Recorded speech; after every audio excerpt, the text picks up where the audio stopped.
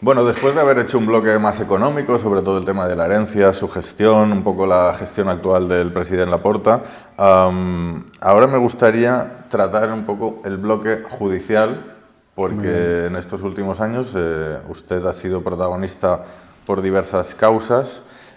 Actualmente uno de los temas más polémicos en su momento fue el Barçagate, el famoso Barçagate. Sí. Que surgió en tiempos de pandemia, en 2020 se conoció aquella información. Un poco antes de la pandemia creo que ya salió la noticia y posteriormente se judicializó el tema. Han pasado 6 años, ya. Sí, fue abril 2020, más o menos. Sí, han pasado 6 años. ¿Qué pasa con este caso?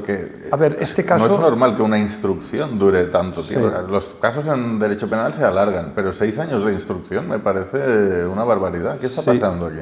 A mí también me parece que se está alargando muchísimo la instrucción. Principalmente se alarga porque la unidad de los Mossos que investiga el tema, pues los informes míos los entregó el julio del 2025 y recientemente ha entregado otro informe de más de 5.000 páginas relacionado con este tema, ¿no? Entonces, claro, es un tema que va muy lento por parte de quien hace la investigación, que es esta unidad de delitos económicos que tiene los Mossos d'Esquadra. A mí me sorprende que vayan tan lentos, porque al final se trata de revisar mis correos electrónicos y mis mensajes de WhatsApp de mi vida y relacionados con ese tema.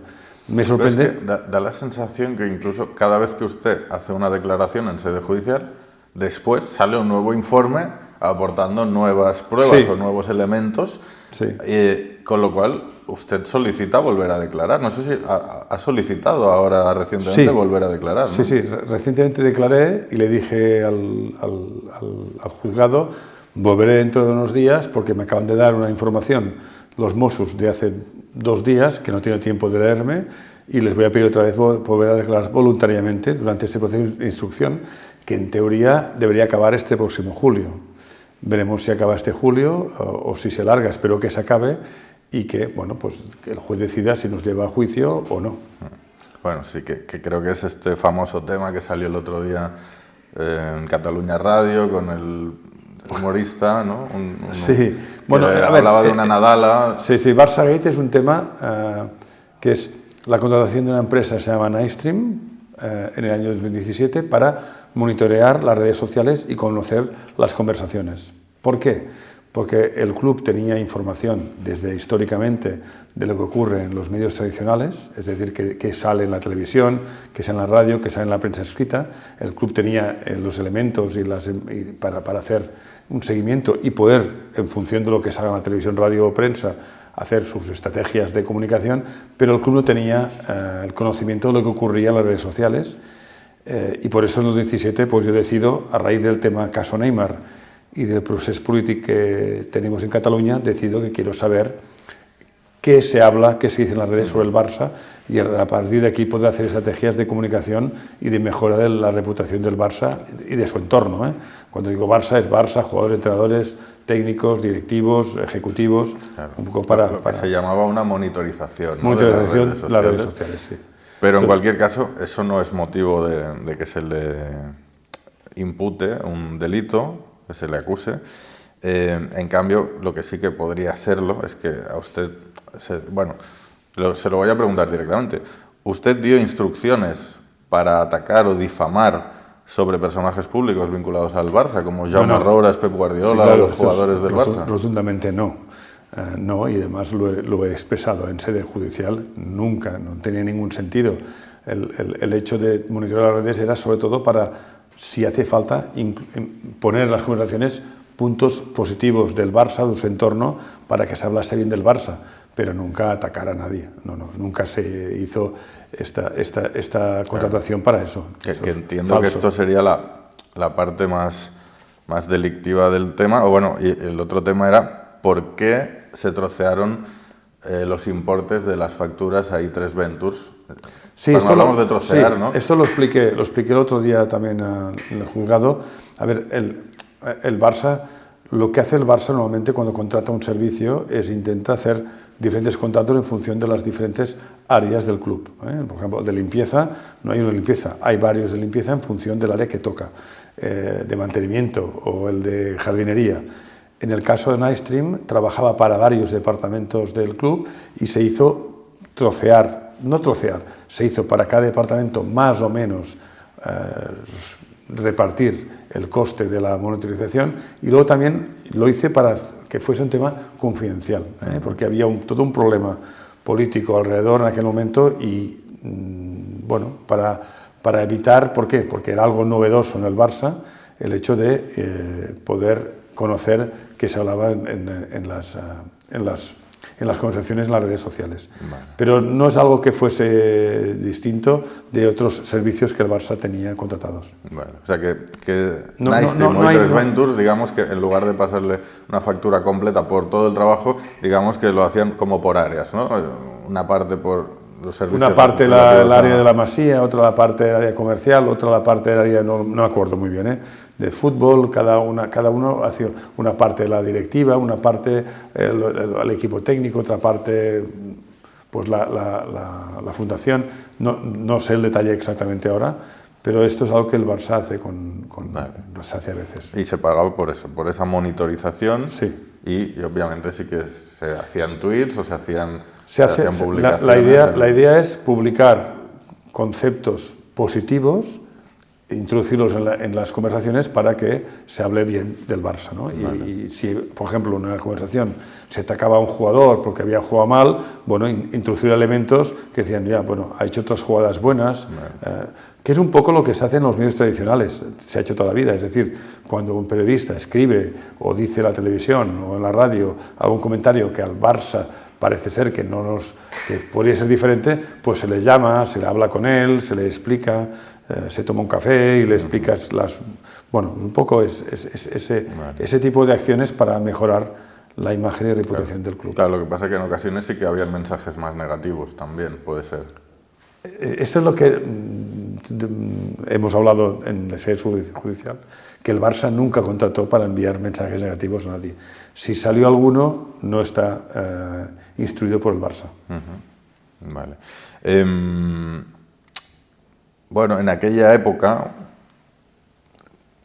esto no va directamente vinculado al Barçagate, pero en aquella época un exdirectivo suyo llegó a decir que ustedes o alguien del club había metido mano en la caja. Y sí. Se entendió en el contexto del Barçagate, pero bueno, no sé si se refería exactamente al Barçagate o no. No sé si quiere contestar a esto. Bueno, en esto yo creo que quizá los que son abogados entenderán mi respuesta, pero en estos momentos estoy en 4 o 5 procesos de investigación por delitos económicos. Y en ninguno de los procesos de investigación por delitos económicos, en ninguno y me investigan por haberme enriquecido o haber puesto mano en la caja. En ninguno. ¿Usted metió mano en la caja del Barça alguna vez? No. ¿O alguien de su confianza? Tampoco. Pero nadie, la investigación, ni nadie acusa esto. Entonces me dicen los abogados que he hablado y intervienen, dicen, la verdad es que en la historia judicial del país nunca habíamos encontrado que a alguien le acusen 4 o 5 delitos económicos y en ninguno de ellos le pidan o investiguen que se haya enriquecido. No es normal. Siempre hay un enriquecimiento detrás o hay un aprovechamiento o mete mano en la caja. En tu caso dicen es que es algo súper anormal. Entonces, bueno, pues es todo muy extraño todo lo que está ocurriendo, pero es algo que nadie, ni Mossos d'Esquadra, ni jueces, ni acusadores,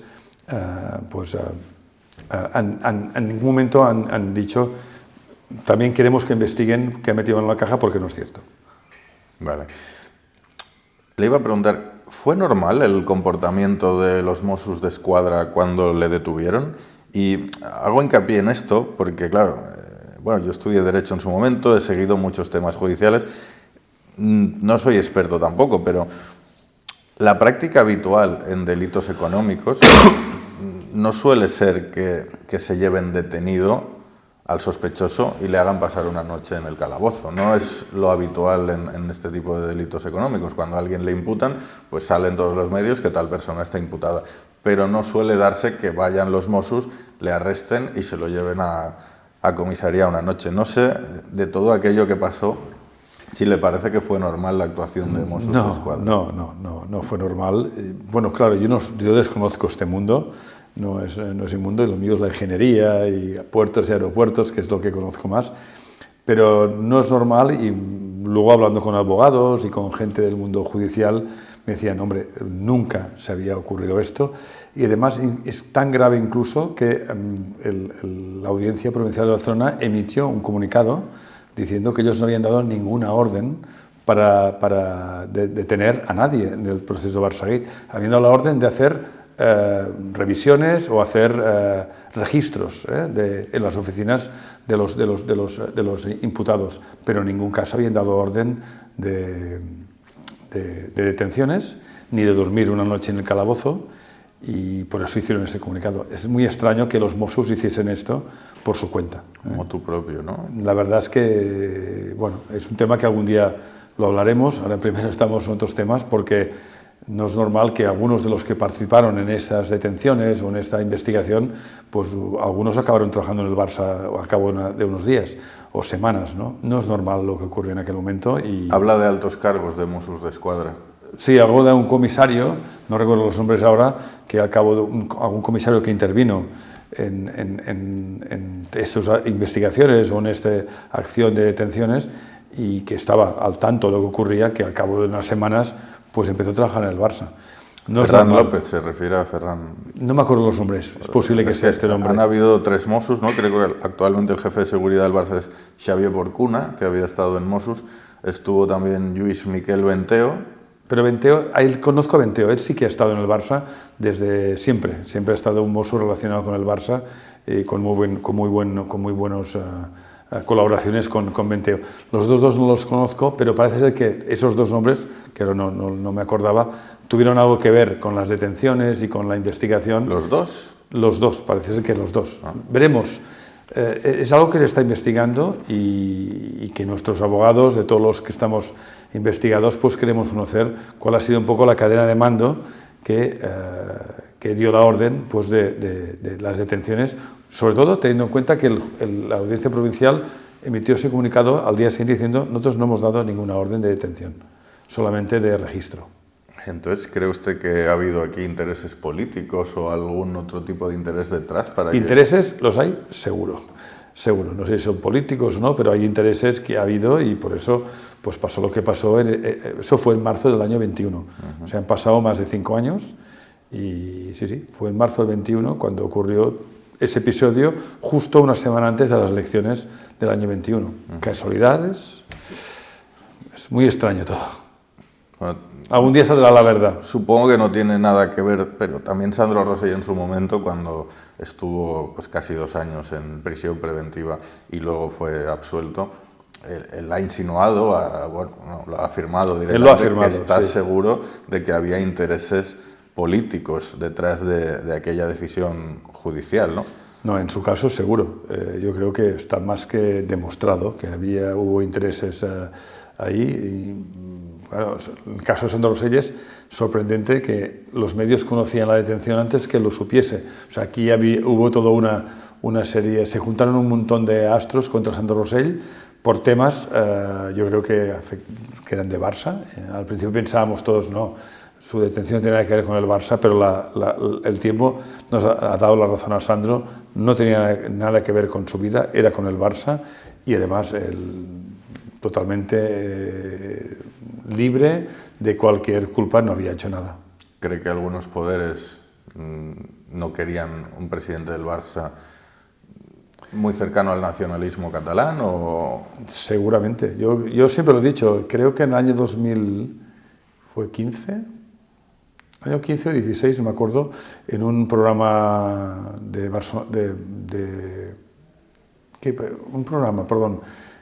que presentaba Josep Cuní, yo le dije a Josep Cuní, creo que hay ciertos intereses del Estado, que no quieren que el Barça vaya bien y que quieren para que afecte Cataluña. Creo que fue en un programa de la televisión donde estaba Josep Cuní, le dije, creo que está pasando esto.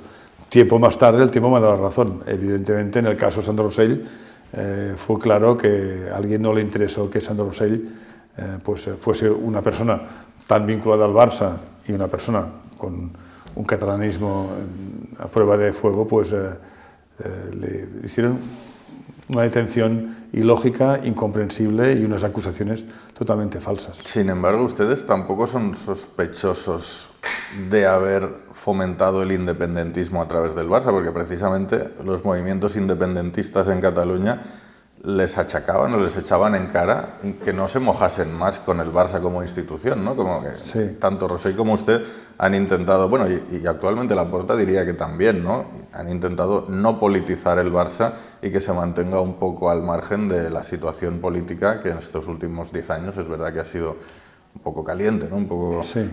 A ver, Sandro Rosell, yo estaba en la Junta como vicepresidente, claro, fue un presidente que por primera vez en la historia hizo una camiseta con la Sañera, el primer presidente. Sandro Rosell, pues el estadio de Camp Nou hicimos un concierto para la libertad, o la vía catalana pasó por el Camp Nou, ¿no? Quizá esos temas, que son temas que para los catalanes los vemos de una cierta normalidad, bueno, pues yo creo que eso pesó seguramente en algunos ámbitos políticos.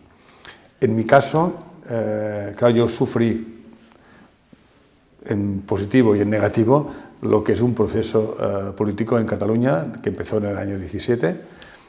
Claro, la detención de los Jordis en septiembre, octubre, las votaciones, el partido de fútbol que hicimos, el Barça, sí que es verdad que el Barça nos habíamos siempre pues, adherido al derecho a decidir, porque creemos en la democracia, son valores del Barça, y quizá esto tiene un peso, pero en el cambio en Cataluña, pues es verdad que en mi caso yo era visto como alguien españolista o butiflé. En España, cuando iba a España yo era independentista y en Cataluña yo era un no independentista, ¿no?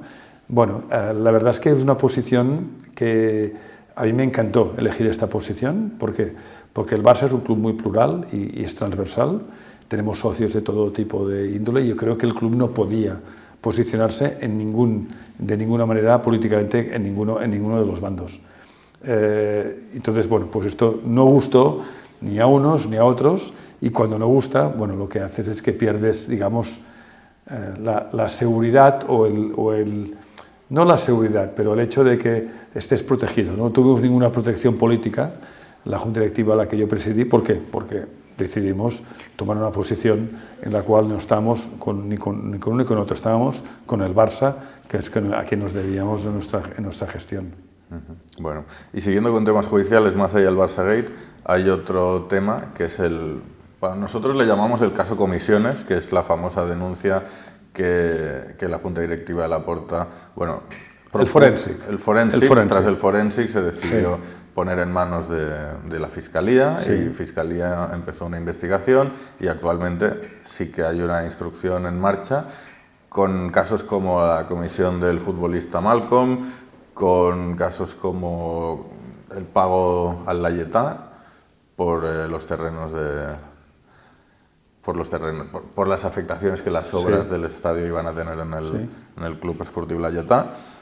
Y también hay un tema ciertamente polémico, que es el pago al abogado que a usted le defendió en el caso Neymar, José Ángel González Franco, que bueno, pues hubo una comisión, no una comisión, sino un pago de honorarios, pero que de una cierta enjundia, porque había conseguido una resolución de un litigio que se había complicado mucho. No sé si nos puede hablar un poco sobre todo este asunto. Ya puedo. La verdad es que de ese tema no había hablado hasta ahora porque tenía que primero declarar en sede judicial. Ya declaré hace unos días, por lo tanto ahora tengo la libertad ya para hablar de este tema.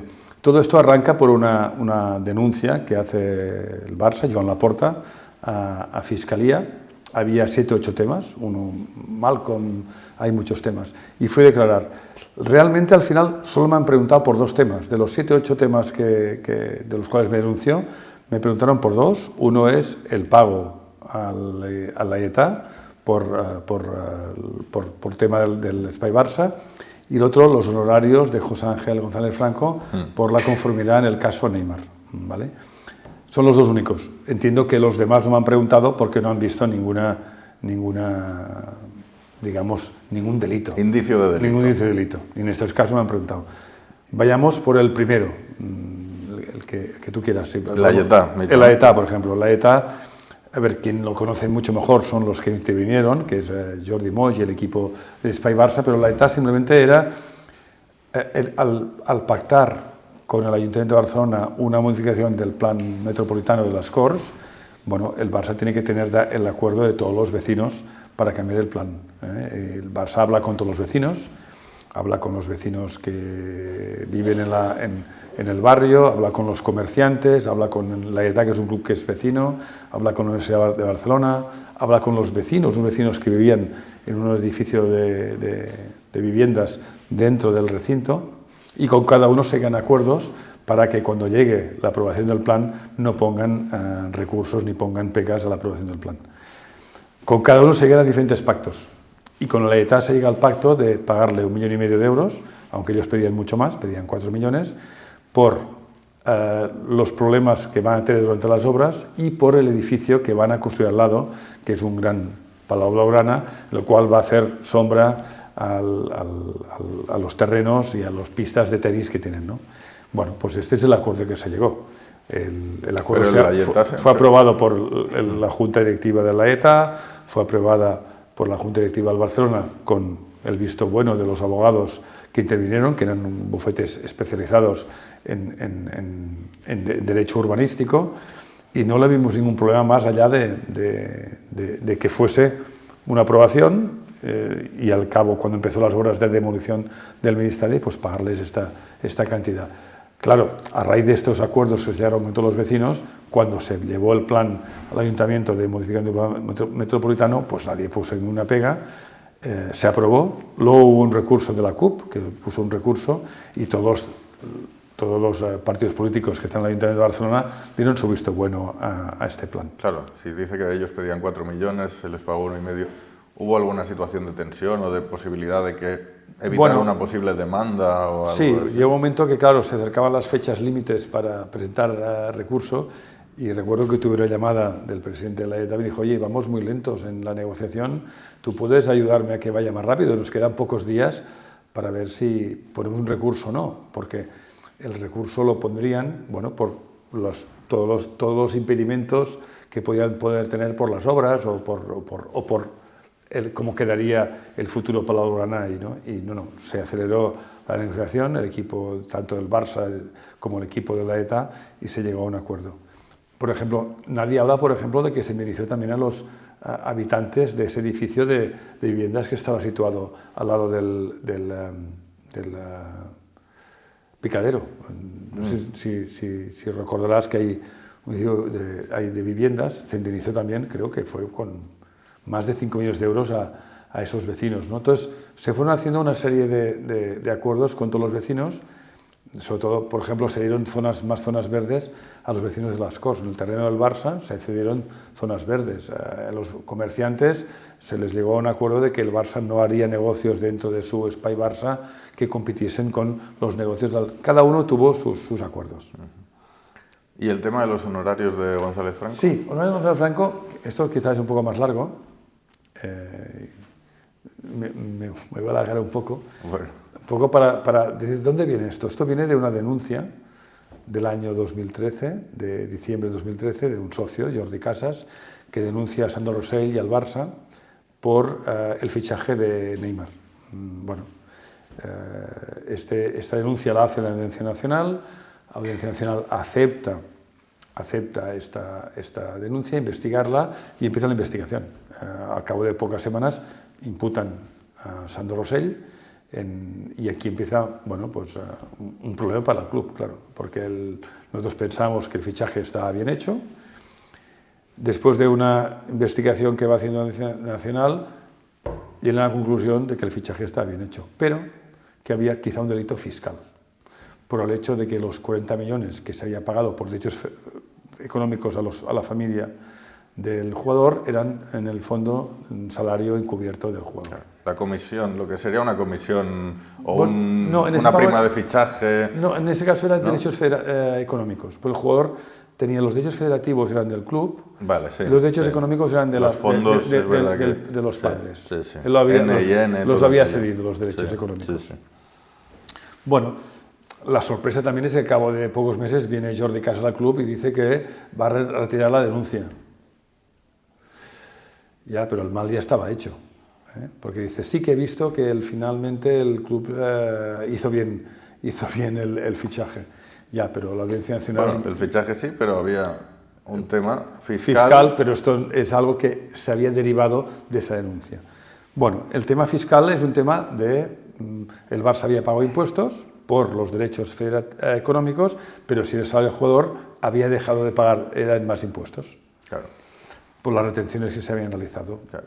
¿Qué hizo el Barça? Bueno, preventivamente se ingresó el dinero en Hacienda, preventivamente. Dijo, mire, no estamos de acuerdo, pero ingresamos un dinero a cuenta por si al final fuese un problema derivado de una denuncia que no tenía nada que ver con el tema fiscal. Claro, porque los impuestos derivados de unos rendimientos del trabajo, ¿no? Lo que sería un IRPF, eran mucho más elevados de lo que se pagó de impuestos por el pago de los derechos económicos. Vale. Bueno, se hizo el pago preventivo y ahí continuó la instrucción de este caso fiscal. Conseguimos finalmente, bueno, el Barça contrató un abogado, ¿vale? Que es el señor Martell, Sandro Rosell contrató otro abogado y yo contraté a González Franco como mi abogado para este tema. Durante este proceso, lo que intenté yo y con mi abogado es traer el proceso a Cataluña, a la audiencia, salir de la nacional, ir a la provincial.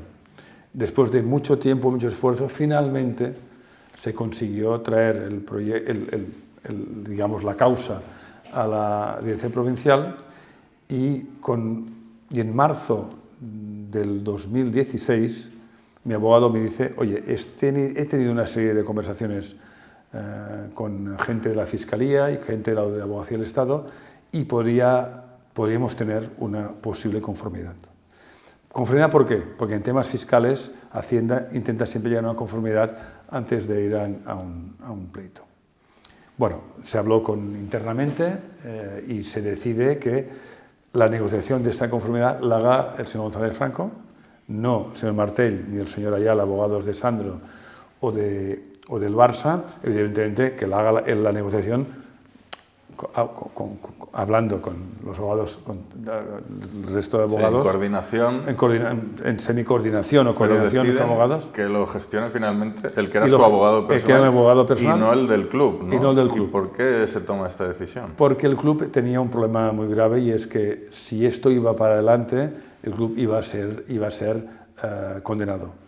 En mi caso, el año 2014, que era el año que a mí me acusaban, era un año que había quedado limpio, porque el Barça no había hecho ningún error fiscal el año 2014, por lo tanto yo en cualquier caso iba a quedar libre de cualquier culpa.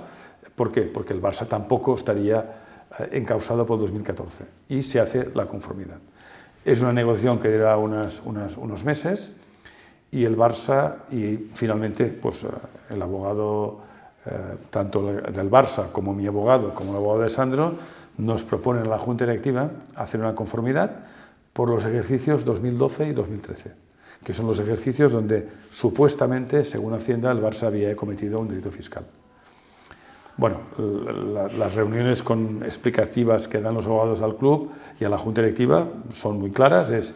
Nuestra recomendación es que hagáis esta conformidad fiscal que afecta al club porque tenemos el 99% de posibilidades que el club sea condenado por los 22,5 millones de euros que pide Hacienda en caso de ir a juicio.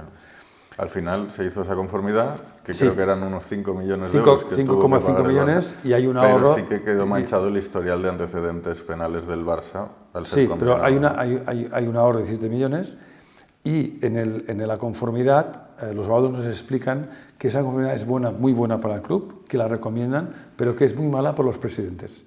¿Por qué es mala para los presidentes? Porque tenemos otro tema que es Neymar 2, la denuncia de DIS, y esto va a ir en contra nuestra defensa en el caso de Neymar 2, el caso de la denuncia de DIS. A pesar de que era malo para los presidentes, el club acepta hacer la conformidad, la junta directiva se acepta hacer la conformidad, se hace la conformidad y el Barça pues queda como un club que ha cometido un delito fiscal de 5,5 millones de euros en la contratación de Neymar. El ahorro son 17 millones de euros y de este ahorro el 10% son los honorarios que recibe el abogado González Franco. 10%. Sí, es muy habitual, ¿sí?, en casos de delitos fiscales que haya un pacto cliente y abogado de que los honorarios sea el ahorro conseguido si es que hay un ahorro. En este caso hubo un ahorro muy importante y el ahorro pues, fue un 10%. Podría haber sido más o menos. Fueron 1,7 millones, ¿no? 1,7 sí, millones de euros lo que es los honorarios que percibe el abogado por el pacto de conformidad que ha conseguido, por el ahorro conseguido con la negociación con Abogacía del Estado, Fiscalía del Estado y Hacienda. ¿Y se pagó en dos partes, puede ser? Eso no me acuerdo ya cómo se pagó. Es posible que se pagase una parte y luego... eso sí, queda claro que en todo momento estuvo la Junta Directiva informada, la Junta Directiva aprobó las actuaciones de los abogados, de cada uno de ellos, y el problema que hay es que en ese tema la Fiscalía lo que entiende es que dentro de ese 1,7 también pagaba los honorarios del presidente Rosell y el mío, y no es cierto. Tanto el abogado de Rosell como mi abogado, también que era el mismo, cobraron de una compañía de seguros que aparte y cobraron otros horarios diferentes. Este fue solo por la conformidad, que es donde está aquí el kit de la cuestión. O sea, es decir, que González Franco cobró 1,7 millones del Barça y cobró 200 y pico mil euros de mis honorarios por haberme defendido a mí. O sea, él tuvo varios ingresos, uno del club y otro mío. Claro. Hombre, supongo que a Martino le haría gracia, ¿no?, que finalmente fuese González Franco el que negociase esta conformidad, viendo que al final a ver, la minuta de honorarios ha sido muy... Vamos a ver, hay un tema que es la decisión de que él lo negociase es porque él podía conseguirlo, porque representaba realmente al único, digamos, investigado que no tenía ningún delito en 2014, y segundo, fue Martell quien propuso a la Junta Directiva a aceptar la conformidad. La verdad la hace, que se llama Martell, y dice, yo os recomiendo que lo aceptéis porque es muy bueno para el club y no tener el riesgo de que dentro de un tiempo tengamos una condena de 22 millones de euros. ¿Vale? Y entonces es Martell quien lo propone, además están las actas de la Junta, las actas están aportadas en sede judicial, las tiene la Fiscalía, las tiene el juez, y ahí está todo muy bien escrito y explicado, con más informes de otros juristas que dan también apoyo a que el Barça acepte esta conformidad. Vale. Bueno, nos quedamos sin tiempo, son muchos temas. Le hubiese preguntado también por el caso Negreira, que obviamente usted lo vivió un poco de cerca. No sé si quiere hacer muy rápido una pincelada. Bueno, el caso Negreira... Porque usted fue el presidente que detuvo los pagos. Sí, yo fui el presidente que detuvo los pagos en el 2018. Más que los pagos, detuve el servicio que daba Javier Enríquez. Es un servicio que daba de seguimiento y arbitraje y análisis de los partidos tanto del Barça A como del Barça B, y decidimos en el año 18 hacerlo internamente y no contratarlo externamente. Pero en esta causa está todo bien explicado, están los informes, los vídeos, los DVDs, está todo aportado, y el Barça tenía como compensación al pago, pues tenía unos servicios que le daban. Yo no veo aquí ningún problema porque no hay compra de árbitros, no hay compra de partidos, no hay compra de nada de lo que se está diciendo. Simplemente es una información técnica de arbitral y de partidos, repito, primer equipo y segundo equipo, que el Barça recibía, que podemos discutir si era muy caro o muy barato. Pero realmente se cortó el 2018 para hacerlo internamente, y es verdad que aquí hubo un ahorro importante, porque hacerlo internamente no se tuvieron que pagar esas facturas. Bueno, oye, usted toma la decisión de cortarlo. Sí, a propuesta del equipo técnico del Barça, a propuesta del área técnica del Barça de fútbol, pues proponen cortarlo para hacerlo internamente, pues oye, pues sí. ¿Que era Valverde el entrenador? pero entiendo que no es a propuesta de Ernesto Valverde. No, Valverde no, es una propuesta de Pep Segura y Óscar Grau. Vale. Pep Segura, director deportivo, y Óscar Grau, director general, proponen dejar de contratar los servicios de Javier Enríquez, que por cierto, un gran profesional, porque trabajaba para muchísimos clubes y personas del mundo del deporte, pero bueno, se dijo, pues no vas a seguir Javier la próxima temporada, acabas esta temporada 18 y lo haremos internamente. En cualquier caso, estos pagos, ¿usted era conocedor desde el principio o se enteró posteriormente? No, yo sabía que había unos informes que se hacían en el club, que llegaban al club, básicamente los recibían los delegados del equipo, tanto el delegado del primer equipo como del Barça B, y bueno, pues, hombre, ya aparecían cifras importantes, pero bueno, era un servicio que el club tenía histórico desde hace ya muchos años, era un servicio que el club necesitaba desde el área deportiva, hasta que deciden hacerlo internamente, pues tampoco le dimos más importancia. Vale.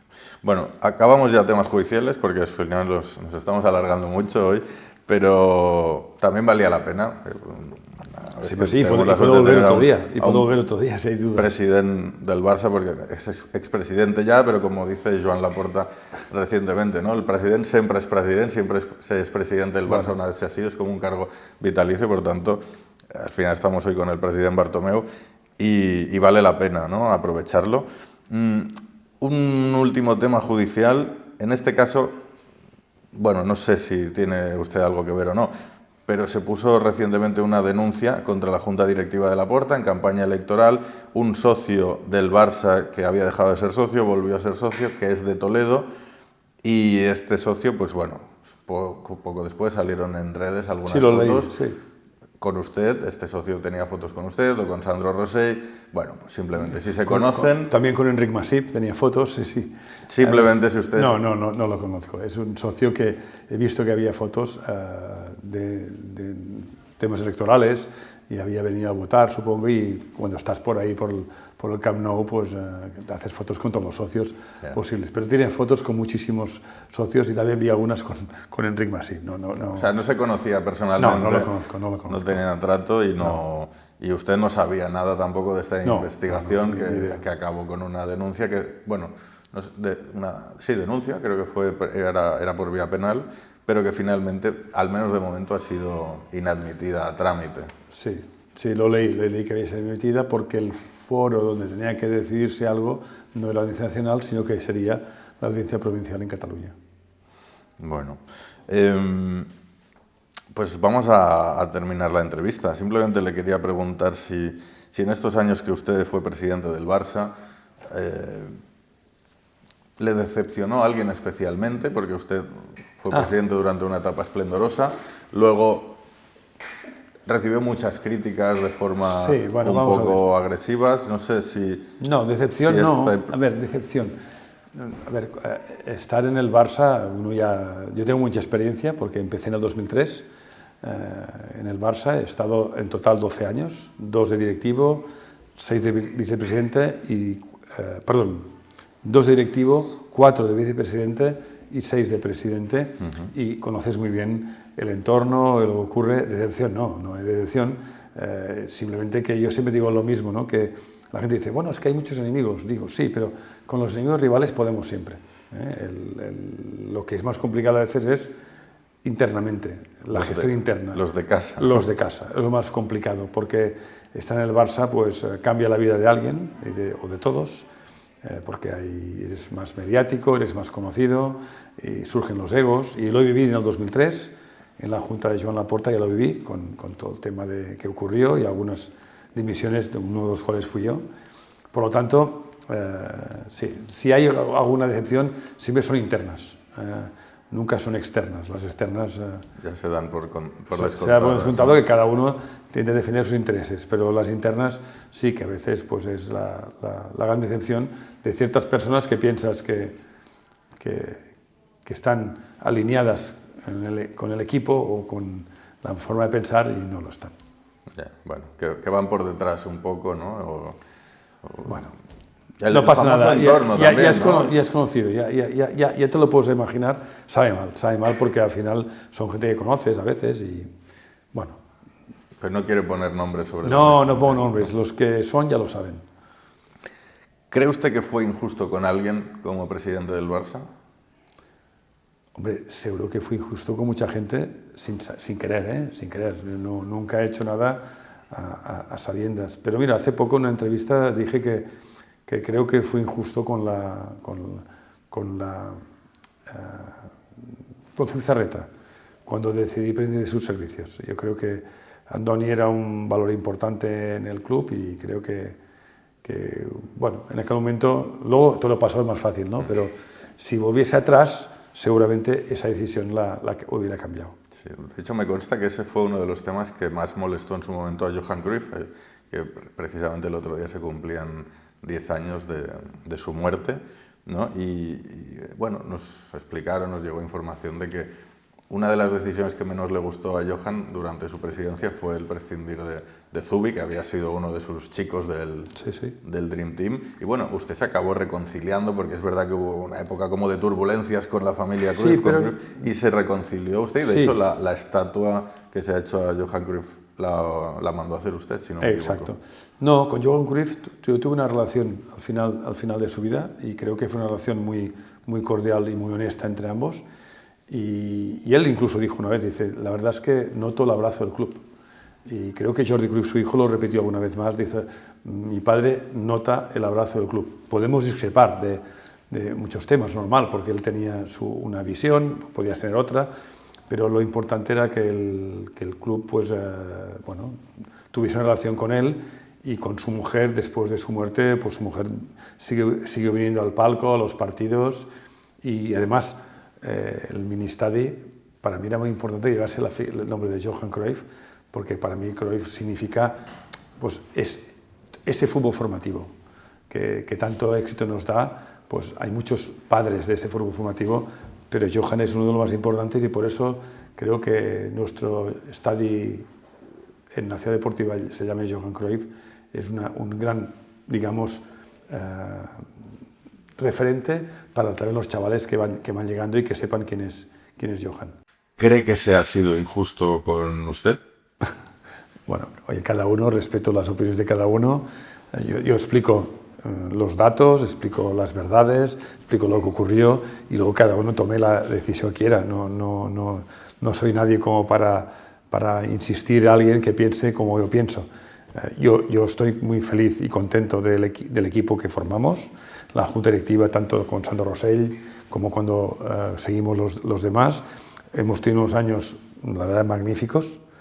Sandro Rosell, lo repito, 9 títulos en 4 temporadas con más de 135 millones de euros de beneficios. En nuestro caso, 6 años, 13 títulos con más de 105 millones de euros de beneficio, aparte de las pérdidas del COVID del último año que fueron 128. Entonces creo que el paso por el club de esa generación de directivos ha sido muy buena. La verdad es que son 13 y 9, son 22 títulos en 10 años.